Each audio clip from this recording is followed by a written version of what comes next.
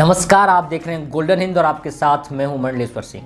लोकतांत्रिक तरीके से आंदोलन की बात करने वाले राजस्थान के मुख्यमंत्री अशोक गहलोत की पुलिस ने सोमवार को जाखड़ों का बास में शांतिपूर्वक और कोरोना गाइडलाइंस की पालना करते हुए शौर्य चक्र से सम्मानित विकास जाखड़ के नेतृत्व में चल रहे प्रदर्शन को खत्म करने का प्रयास किया। मुख्यमंत्री अशोक गहलोत, जो प्रदेश के गृह मंत्री भी हैं, उनकी पुलिस और प्रशासन ने कल धरना स्थल पर जाकर वहां लगे हुए टेंट को उखाड़ फेंक डाला। वहां पर लगे हुए बैनर पोस्टरों को भी फाड़ दिया। इतना ही नहीं, इस दौरान वहां पर लगा हुआ राष्ट्रीय ध्वज तिरंगा भी पाइप में उलझकर फट गया। पुलिसकर्मी टेंट को उखाड़ने में ही लगे रहे और फटा हुआ तिरंगा पाइप पर ही लटका रहा, लेकिन संविधान की शपथ लेने वाले एक भी पुलिसकर्मी या प्रशासनिक कर्मचारी ने तिरंगे को भली भांति उतार कर बिल्कुल नहीं रखा। पुलिस ने धरने पर बैठे हुए लोगों को जबरन उठा दिया। वहां पर मौजूद महिलाओं ने जब इसका विरोध किया तो उन्हें भी पुलिस ने धमका दिया। जब पुलिस की इस कार्रवाई का विरोध करने की कोशिश की तो पुलिस ने जाखड़ों के बास के रहने वाले संदीप कुमार को शांति भंग में गिरफ्तार कर लिया। पुलिस ने धरना स्थल से टेंट को भी जब्त कर लिया। पुलिस ने किस तरह से धरना स्थल से टेंट को उखाड़ फेंका, आप खुद देख लीजिए। तिरंगे का अपमान कर रहे हो आप। तिरंगे का अपमान हो रहा है यहाँ पे। देखो, तिरंगे का अपमान नहीं होना चाहिए। पाड़े तिरंगे को पाड़ रहे हो, किनसे शिकायत नहीं।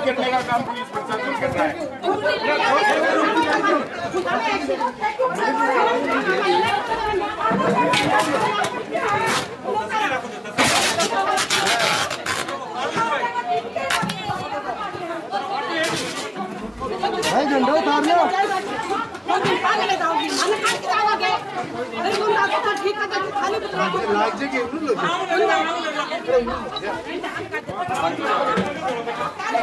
अब महत्वपूर्ण सवाल यह है कि जब सरकार खुद मानती है कि पेपर लीक हुआ है और ऐसी शंका है कि पेपर लीक में कई बड़े लोग भी शामिल हैं, तो फिर सरकार को सीबीआई जांच कराने में क्या दिक्कत आ रही है? क्यों सरकार बार बार सीबीआई जांच से दूर भाग रही है? सरकार पेपर लीक मामले में 100 से ज़्यादा लोगों को गिरफ्तार कर चुकी है। इसके बाद भी अभी तक ये पता नहीं लगा कि पेपर सिस्टम के भीतर से लीक कैसे हुआ, किस नेता या मंत्री के इशारे पर हुआ। कुछ लोग बोल रहे हैं कि राजस्थान सरकार की एसओजी पेपर लीक प्रकरण की जांच कर रही है, तो सीबीआई जांच की क्या ज़रूरत है? तो उन्हें समझना चाहिए कि एसओजी कोई निष्पक्ष जांच तभी कर सकती है जब राज्य सरकार की उसमें कोई दखलंदाजी नहीं हो। लेकिन जिस तरीके से पिछले समय से एसओजी की जांच चल रही है, उससे तो लोगों में एसओजी की कार्यशैली को लेकर भी आशंका है। और अक्सर ऐसा देखा गया है कि प्रदेश की पुलिस राज्य सरकार के दबाव में ही काम करती है। और आप खुद सोचिए कि यदि रीट पेपर लीक प्रकरण में सत्ताधारी पार्टी के किसी नेता का हाथ हुआ तो क्या राज्य सरकार उसे जेल भेजेगी? लेकिन हाँ, अगर सीबीआई जांच हुई तो पेपर लीक मामले में दोषी चाहे सत्ताधारी पार्टी का हो या विपक्ष का, जेल जाना तय है। भले ही वो कितने भी बड़े पद पर हो, अगर दोषी पाया गया तो सजा तो उसे मिलकर रहेगी। और शायद राज्य सरकार को इसी बात का डर है कि यदि सीबीआई जांच हुई तो कहीं उनके अपने ही लोग जेल न चले जाएं। मुख्यमंत्री अशोक गहलोत तो खुद मानते हैं और कई बार बोल भी चुके हैं कि केवल शिक्षा विभाग में ही नहीं बल्कि मेरे पास भी जो विभाग हैं उनमें भी भ्रष्टाचार होता है और भ्रष्टाचार करने वाले भी हमारे ही अपने ही लोग हैं। तो क्या मुख्यमंत्री सीबीआई जांच न कराकर उन्हीं अपने लोगों को बचाने की कोशिश कर रहे हैं? इस सब के इतर पुलिस कार्रवाई पर विकास जाखड़ ने कहा कि बड़े ही क्रूर तरीके से आंदोलन का दमन करने की कोशिश की गई है। महिलाओं के साथ जिस तरीके से बदतमीजी की गई है, मेरे साथ प्रशासन ने जो किया वो किया, बच्चों के साथ जो किया वो किया, लेकिन अब इन्होंने तिरंगे को भी नहीं छोड़ा। इन्होंने तिरंगे का भी अपमान किया है।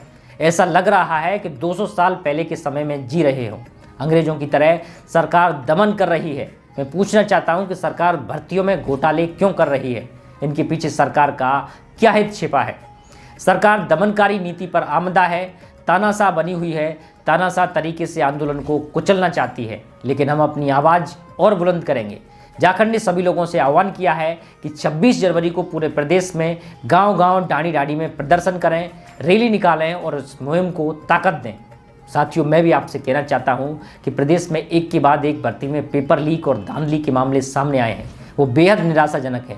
इससे सरकार की भूमिका भी शक के दायरे में है।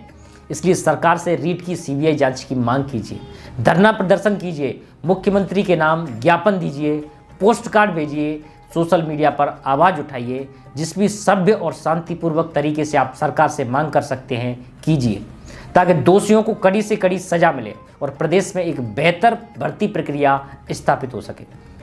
ये सवाल सिर्फ रीट पेपर लीक का नहीं है और ना ही 26 लाख रीट अभ्यर्थियों का। ये सवाल है प्रदेश के करोड़ों उन युवाओं के भविष्य का जो नौकरी की उम्मीद में हर भर्ती परीक्षा में मेहनत कर एग्जाम देते हैं, लेकिन भर्ती में धांधली होने के चलते उनका चयन नहीं हो पाता।